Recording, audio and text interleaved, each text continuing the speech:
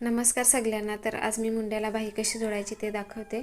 तर पहिल्यांदा मी बाही कट करून घेतलेली आहे आणि बाहीच्या सेंटरवर आपल्याला एक मार्किंग करून घ्यायचं आहे। आता बाही आपल्याला जोडत असताना जो आपल्या बाहीचा आतील शेप असतो तो पुढच्या भागालाच जोडायचा आहे। तर जिथे मी मार्किंग करून घेतलंय तो भाग आपल्याला शोल्डरवर ठेवून हे दोन्ही भाग एकावर एक ठेवून आपल्याला ही बाही मोजून घ्यायची। तर जिथे आपली बाही येते तिथून ती सरळ जोडून घ्यायची मुंड्याला। तर बाही जोडत असताना अजिबात खेचायची नाही आणि अर्धे इंचावर शिलाई मारायची। जर बाही थोडीशी कमी पडत असेल तर शोल्डरपासून जो मुंड्याचा आपला शेप आलेला आहे तिथं तुम्ही थोडीशी खेचून लावू शकता। तर बघा मी आता डबल शिलाई मारते।